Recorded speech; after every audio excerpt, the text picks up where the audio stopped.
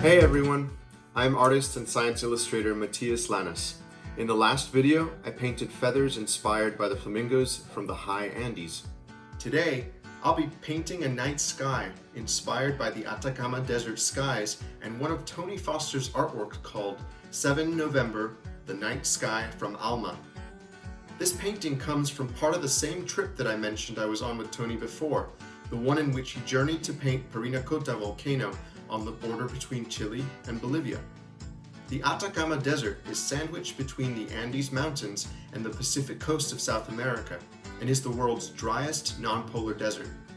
It receives an average of 0.6 inches or about 15 millimeters of rainfall per year. But again, that's just an average. Some parts of the desert see little to no rain at all for decades. Because of its high altitude in places and its low humidity and cloud cover, the Atacama night skies are one of the world's top locations for astronomy. On our trip, we got to visit the Atacama Large Millimeter Submillimeter Array, otherwise known as ALMA, which is an international collaboration observatory made up of an array of massive dish antennas. ALMA sits at 16,000 feet, about 4,877 meters elevation, and is considered one of the most complex and sophisticated observatories in the world. It has made groundbreaking contributions to science. For the Exploring Beauty journey, it was the Atacama night skies that were nominated as the world's most beautiful by internationally renowned Chilean astronomer Maria Teresa Ruiz. Maria Teresa has made notable discoveries in her field and has been recognized with numerous prestigious awards for her work. Painting the night sky was a challenge for Tony Foster because he typically paints en plein air, meaning he paints outdoors directly on site. This would be difficult to do given the nighttime temperature drops in the Atacama, not to mention the challenge of trying to paint in the dark.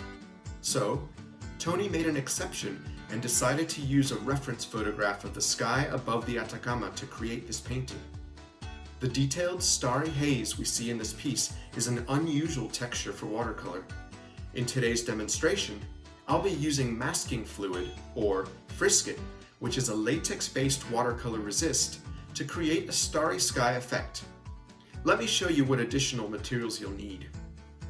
If you're following along with today's demonstration, besides the basic watercolor kit I describe in my materials video, you'll need the following additional supplies: masking fluid, or Frisket, an old toothbrush, tracing paper, scissors or an X-acto knife, tape, masking or artist's tape is great, newspaper or some other scrap paper. You'll also want some photo references of the night sky scene you would like to paint. I found these stock photos online that I was able to print out, and I will use different elements from these to create my composition. The first thing I like to do is tape my watercolor paper to a board if I'm able. You can use a small piece of tape like I've done here on each side, or for a more secure hold, tape the entirety of each side down. I've also used artist tape to create a window within which to paint that'll leave a clean edge at the end. So the first thing we're going to do is I'm going to look through some reference photos to use several of these for my composition, just different elements that I like. So in this one, for example, I really like the way that the Milky Way is displayed. It's this band that's going across the sky, and also the way that the trees here are silhouetted against the background. So I might use some elements from that. This one, again, has that nice silhouette of the foreground, but this time with a bunch of cactuses, just like in Tony's painting. This one here shows a nice gradient in the night sky that we have, going from very dark at the top down to the very light near where the trees are in the distance. And then this one also shows a bit of just the star spattered sky effect that we're going to try to go for today. So I'm going to use all four of these in combination to create mine, and I'll sort of invent it as we go. Now that I've taped my paper to the board, I'm good to go, and I like to have this on a board because then I can tilt the board if I need to get a different angle. It doesn't always have to be worked on flat, and that can be sometimes helpful for washes, especially as we're about to do. So I'm going to use these two in combination to create some of my initial drawing, and that's going to be here at the bottom. And let's see, I want something that's nice and rugged, but also pretty far down, so that most of this painting can just be focused on the sky. And let's give it a little bit of a varied line. And again, I'm going very light because I don't want too much of a mark, just enough for me to see. And so I created this line. Now I'm gonna add some trees to that, copying some of what I see in here. And these can be pretty loose.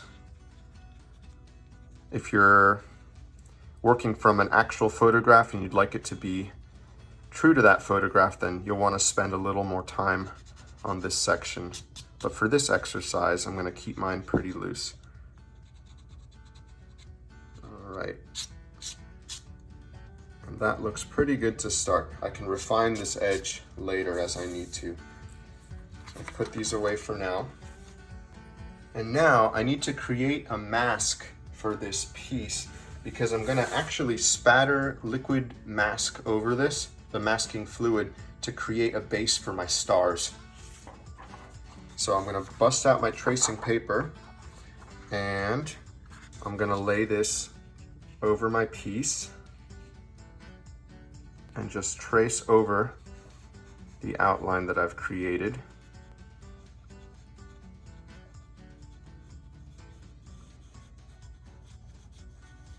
And also mark the boundaries of my taped up area. And you don't have to tape like this. Tony Foster doesn't tape when he does his paintings. He keeps the edges nice and organic. But I'm gonna tape in this case just to keep a nice sharp edge. Next, what we're gonna do is cut out this shape, and this will mask this area and protect it from the spatter of liquid mask that we're about to put down.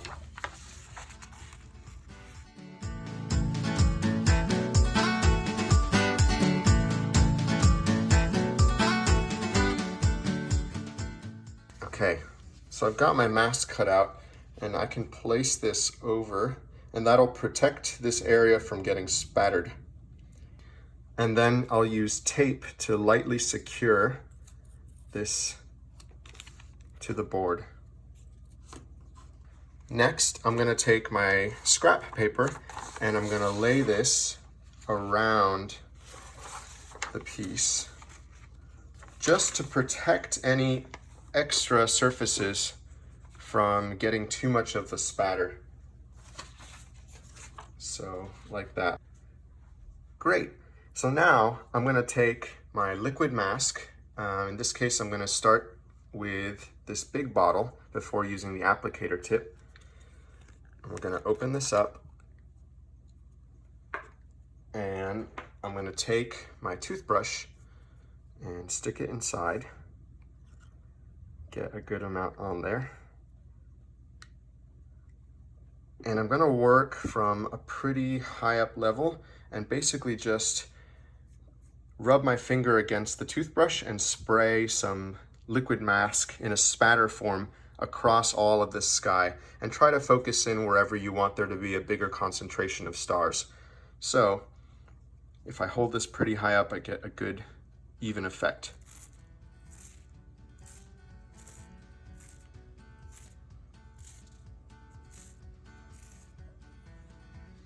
There we go. And you can see how much of a mess that made around. So you really do want to protect your other surfaces. Now right away I'm going to go rinse off my toothbrush now that I've finished using it, so that that liquid mask doesn't solidify or harden on the toothbrush and I can use it again. So for those of you that have liquid mask in a different form like this applicator tip, you can either selectively put down your stars where you'd like them, or if you have both and you've done the spatter effect like this, you can use this as a supplement to just add a couple of extra stars where you feel like they're needed.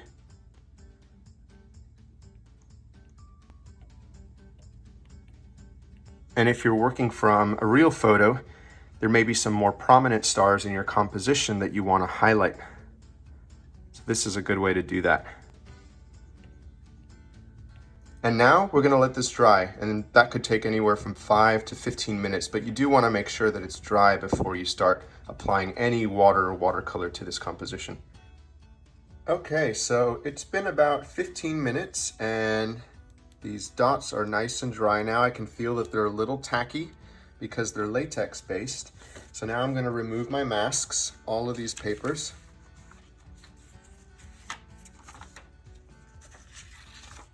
And I don't need this tracing paper anymore. It's done its job. And now it's hard to see, but I have stars all over this area. I have splatters all over this area that was exposed to the toothbrush, and all of this here shouldn't have any resist on it. So the next thing I'm gonna do is take my palette and I'm gonna mix up a bunch of color. The first layer of color that I'm gonna apply on the background of the sky. And this is gonna be done in a form that's called a wash, which is basically a very wet application of watercolor. So I'm gonna mix up a lot of the color that I need. This is a very large area that I need to cover, and so I wanna make sure that I've mixed up enough of the pigment that I need so that I don't have to remix anymore halfway through the wash. And since we're creating a very dark, vivid night sky, we want the pigment to water ratio to be very high. So when I'm mixing up my watercolors, especially if I'm working with dry watercolors like half pans, little cakes of watercolor, or just tube color as well, that is dried over time, I wanna make sure that I've mixed up enough water in that so that I've got a very deeply saturated mixture. Right now, I'm mixing up French ultramarine, and I'm starting to build up a little well of color right here on this palette. The best way to do that is to mix up my color and then use a heavily loaded brush like this with lots of pigment and water and scrape the edge of my palette, thereby removing that pigment and water and getting it to deposit in this little puddle here. So I'm sort of using the brush as a mop to sop up all of this heavily laden pigment water mixture from my color palette and deposit it here into the mixing tray. And this is very deeply saturated, very intense.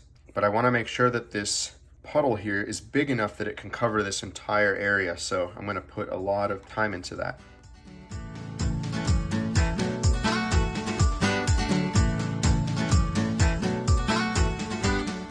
I'm also separately going to build up another pool over here of a slightly more violet or purple color. I'm going to use a bit of my quinacridone violet color and a bit of my Alizarin Crimson over here and mix those to create a light purplish. Also a little bit of the French ultramarine. So building up color here, and I'll deposit some water, gather some of my color, and start to mix that up. And now we're ready to begin. So now that I've mixed up color, I'm gonna wipe off my brush or grab a new brush, and make sure you use a larger brush that can load and carry a lot of water on it. And starting with just plain water and a wet brush, I'm going to pre-moisten the paper by doing back and forth movements like this, side to side, just putting down water. And you don't want to completely soak the paper. You can see mine has a little bit of blue in it still from when I didn't fully rinse out my brush, but that's okay. In fact, sometimes having a little bit of color in it is helpful because you can see where that water is being applied. But basically, I'm just trying to evenly coat my paper as much as I can. And I'm only gonna do this for the sky area. So I'll pay attention as I get further down the page to where that line is that I've drawn in pencil, and make sure that I go right up against that line. Be more careful as I get down here.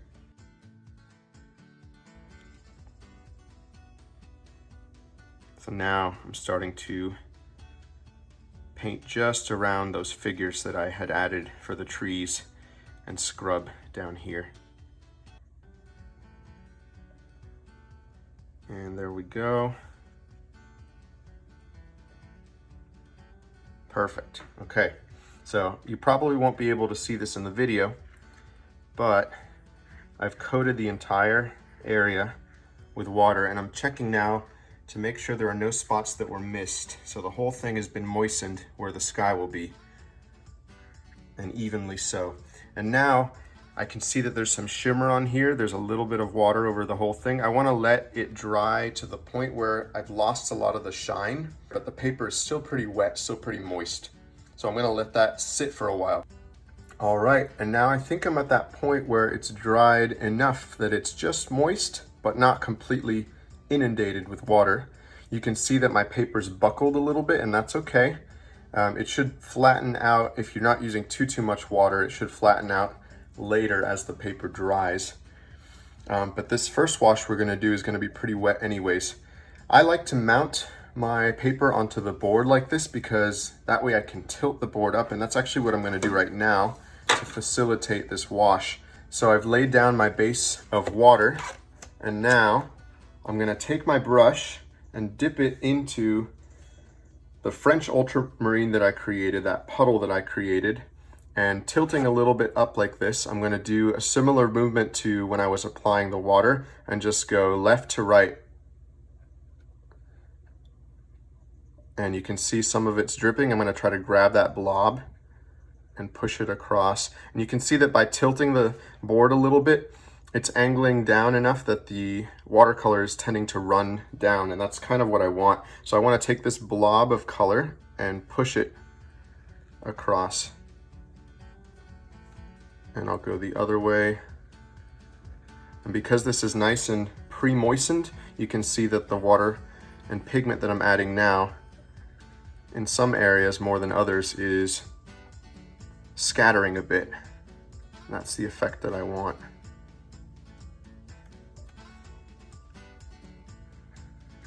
Really intense blue that I'm getting, and that's good for the night sky. And I mix up enough of my watercolor ahead of time that, you know, there's no concern about running out before I cover this whole area. And now the bits that matter at the bottom. I'm gonna lay this flat for this part, just along my pencil line, which you probably can't see anymore since it's so light, but I can see it here.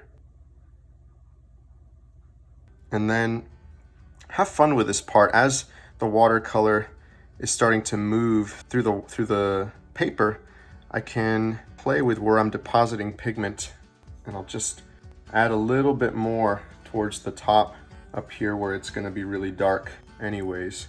And it may look like I'm adding a lot of pigment right now, but that's gonna dissipate a little bit and spread because there's moisture across the entire page. I'm also now, while it's still wet, gonna take some of the violet that I mixed up, that purplish mixture, and I'm gonna be playful about where I put that down so that I create a little bit of a backdrop for that Milky Way. It also just adds a nice different color, right? We just have the French ultramarine down, but now if I start to think of adding in a loose violet to certain areas, it will create a nice interplay of colors. All right, and now I'm gonna let this dry a little more, not all the way completely dry, but to the point again where it's not as shiny. I haven't let it dry too much, and I remembered that I wanted to add in a little bit of that Milky Way that was in one of the photographs, this one. So we're gonna add something like that. And the way that I can do that at this stage is get a pretty wet brush with just water, so no pigment in there. And I'm just gonna add a couple of dots of water to that shape, making sure that I'm applying water and not picking up water from the paper. And what that's gonna do is, at this stage, because it's still pretty wet, is that wetness is gonna push to the side and sort of push the pigment out of the way. And I'll get a nice organic watery shape in the middle that's roughly that shape of the Milky Way.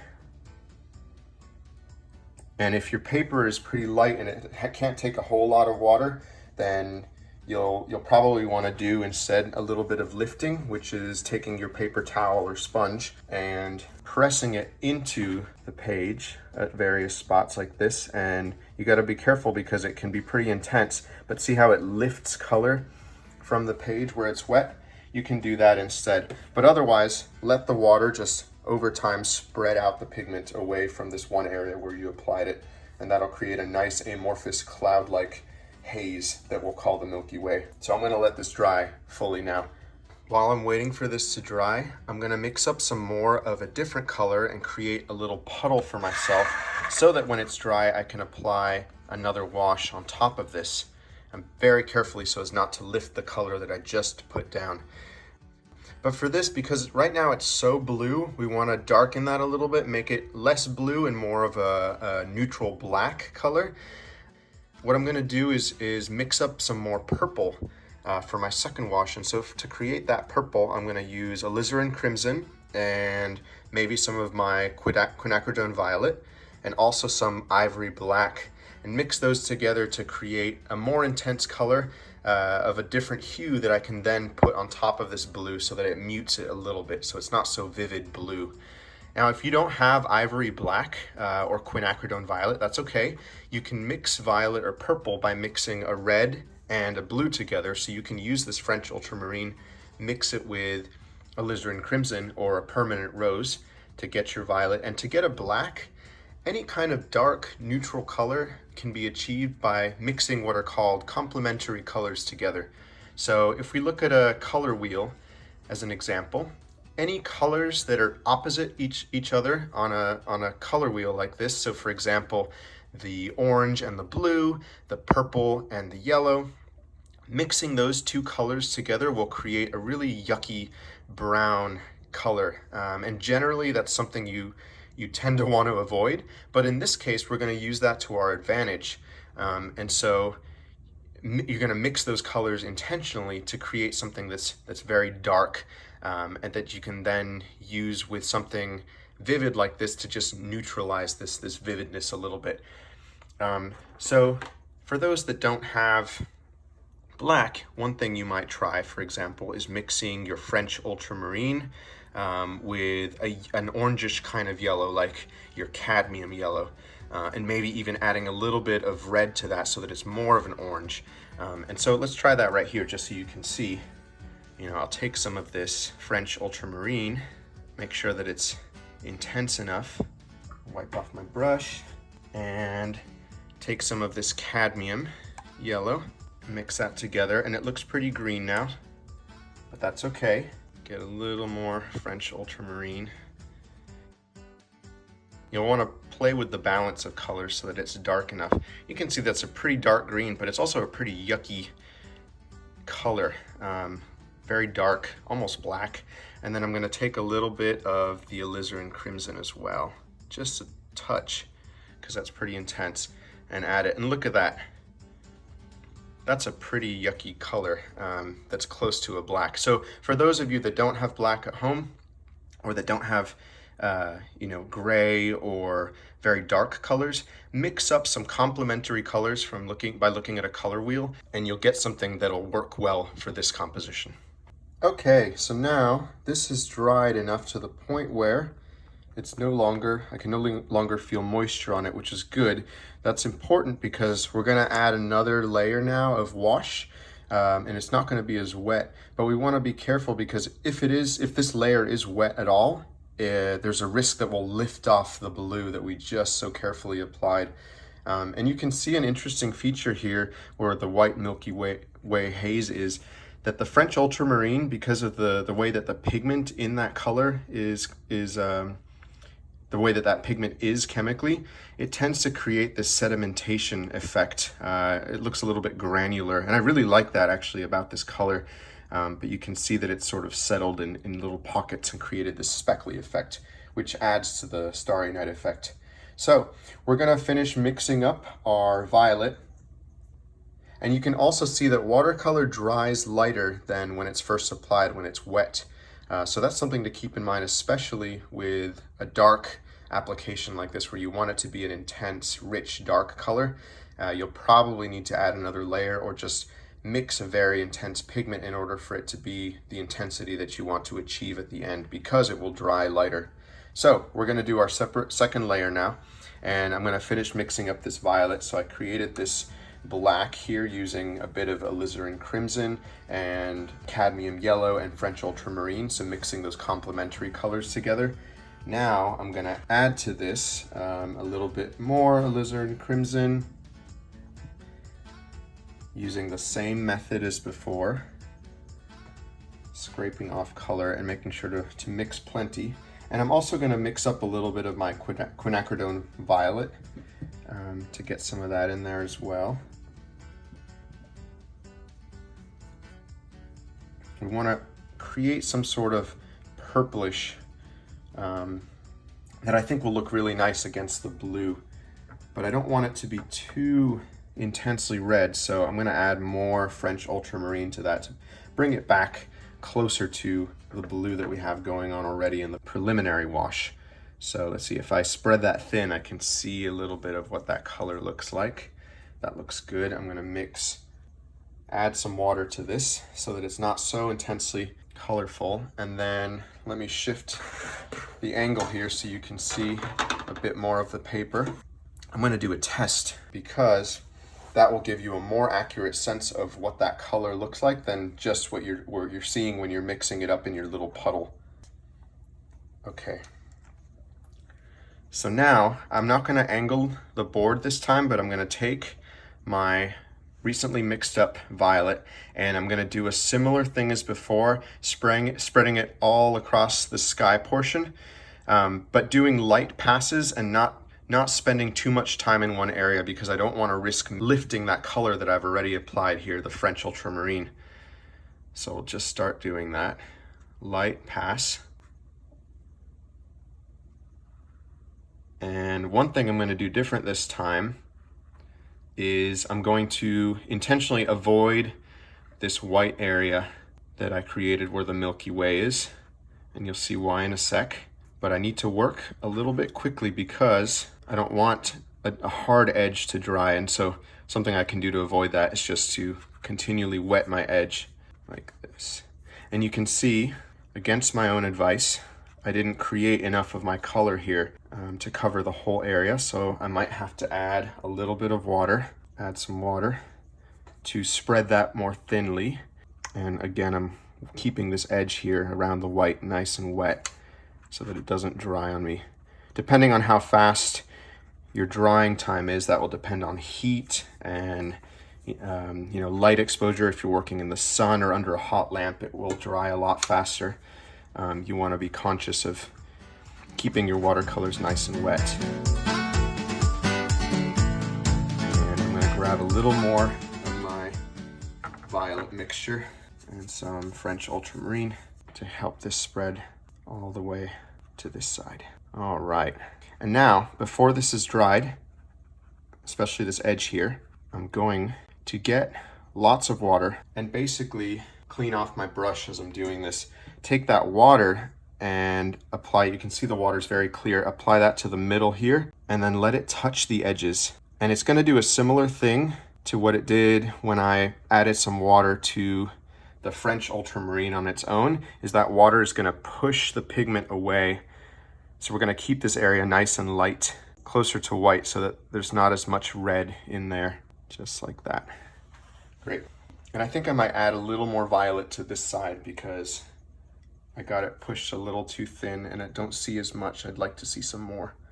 So just very carefully drop in a little bit of violet. And you can see what a nice effect this is having overall. It's really, really darkening that first wash that I had, and it's also creating this mottled sort of space clouds effect that I think will look really great when it dries. Remember, it will dry much lighter. So now we're going to let this dry again completely.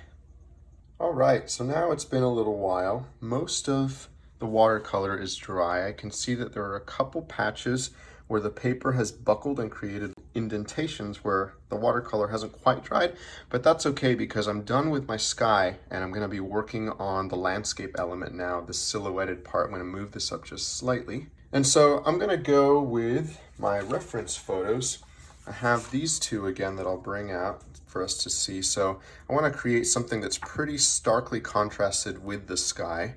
And I might do a little bit of shrubs like in this desert scene, maybe not the cactus, but I'll have some of these little herbaceous plants poking out from the bottom, and then also some of these trees, I think, in my landscape. We're gonna mix up an intense dark color. So for this, I'm gonna use my ivory black. Like when I put down the French Ultramarine for the first wash in the sky, I wanna make sure that I mix up enough of this color that I can cover it over this entire area and that it's very rich, very intense. So high pigment to water ratio. I'm gonna go ahead and mix it in the same area where I was mixing my purple or violet, because this color is gonna be dark enough that it can use that purple and violet in it and not be too influenced by that color. And I don't wanna just use the straight ivory black because that black is very, very warm, very sort of bright, and I want to work with something that harmonizes a bit more with the blue and violet wash that I put down in the sky. So the best solution for that is to mix a little bit of this blue and violet in with my ivory black. So I'll grab some French Ultramarine, and you can't really see it in the video because both colors are very dark, but I am putting French Ultramarine in right now, and that'll become noticeable once I've added it to the paper, since it's spread more thinly there. So now I've mixed enough of this pigment, and I think I'm ready to start applying it down here. I'm gonna do a similar approach to how I did the sky and start out with just some water. So you wanna clean off your brush or use another fresh brush, and then put some water down on the bottom, not too much, but enough to moisten, dampen the paper. And mine is slightly tinted because my brush wasn't that clean when I brought it over, but again, that's okay, because we're gonna go very dark with this, and it allows me, the tinted pigment in here allows me to see where I'm putting that water. And I wanna be careful now to go right up against the edge of the sky, where the sky meets the land. So I'll take a little more time on this one. So now I'll dry my brush off and grab this dark blackish blue mixture, and we can see what that looks like on here. Yeah, very dark. So I'll just start to apply it to the bottom like this, and you can see how that water is spreading. The water and pigment is spreading towards the top, and that's nice. It'll create a nice diffused area, which is what we want for the silhouette.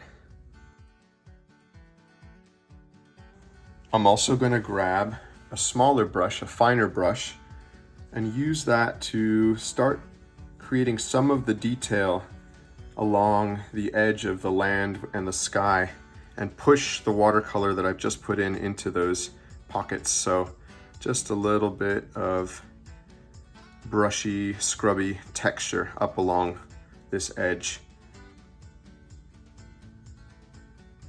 Like that. And these little peaks that I created early on were meant to be trees, so I can start to work on those now, create a little bit more of a tree-like texture. And nature is imperfect, so you want to try to create lots of little imperfections, but make sure they're not too consistent in the way that they are imperfect. Otherwise it'll look too organized and not sort of chaotic and random enough. The small brush helps here because I can get in more finely into the areas that I want. And I'll use the very tip of the brush to create even more detail. I'm getting pretty small with these details because I want to start refining where I'm putting these darks into my tree shapes. I'll add a couple of little twigs here and there.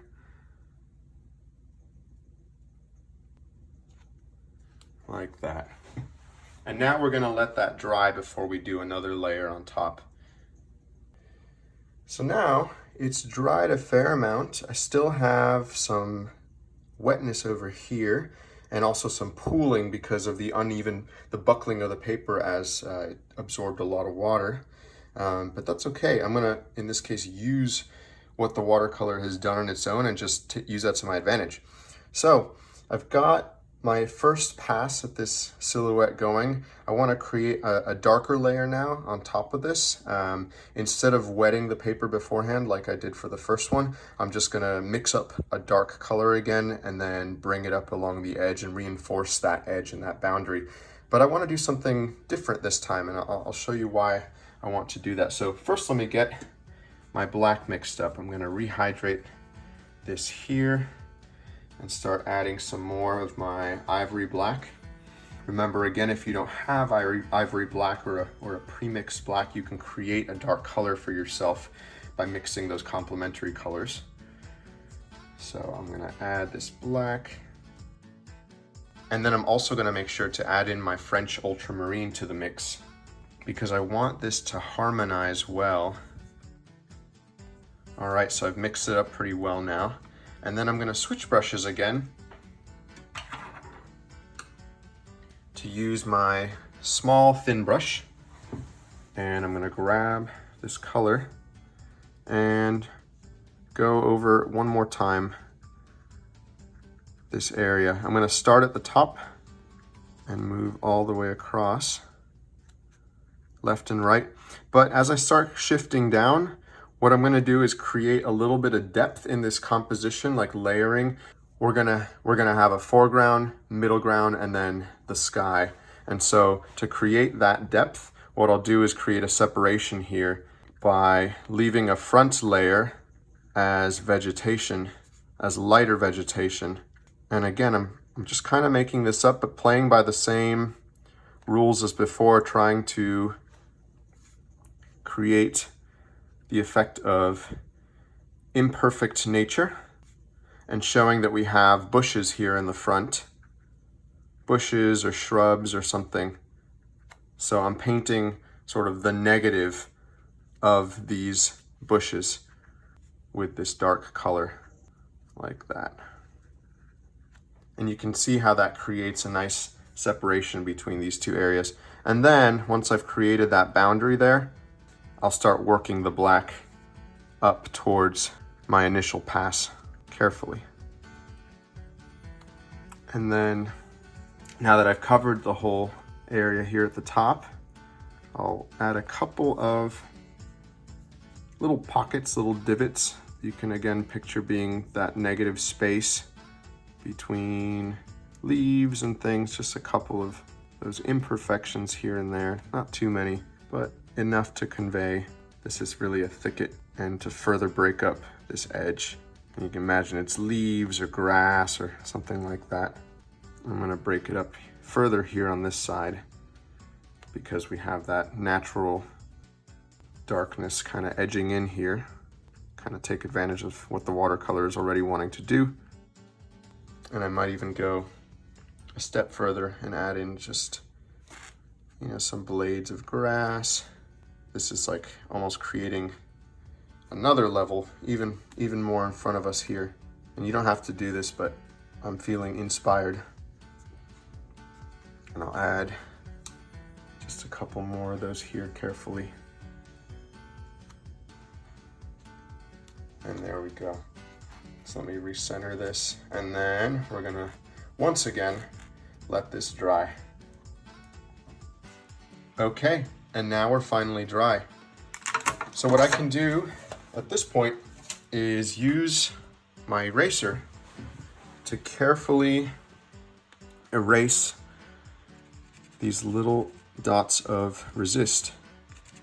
And you want to be careful because enough pressure with the eraser may actually remove some of the watercolor. So I want to go through all the big stars, and just the pressure of the eraser, of this hard eraser, is enough to remove the latex and reveal the white underneath.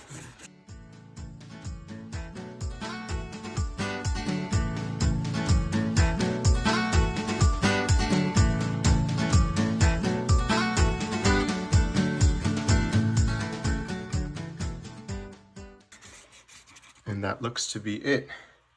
And so now I can also, this is one of my favorite parts, I can also remove the tape, and you gently want to peel it back. It's possible some of the watercolor ran under the tape if it wasn't pasted down very strongly, but that's okay. But you can see it worked pretty well. I got that nice, crisp, clean edge. And you want to pull slightly at an angle. Oh, there we go, some bled through, but that's okay. You don't want to rip the paper if your tape is well adhered.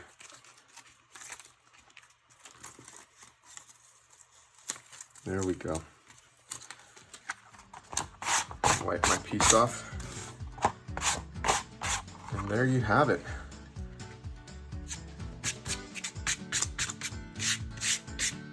A starry sky. Well, I hope you had fun learning a little bit about Chile's incredible desert and exploring a fun method for creating a starry night sky with watercolors. If you'd like to join me for other art workshops, please like this video and subscribe to the Foster's YouTube channel. You can also visit this series on the Foster's website at www.thefoster.org. Next time, I'm going to talk about painting clouds and blue daytime skies using Tony Foster's artwork from Denali, Alaska in the United States. See you then.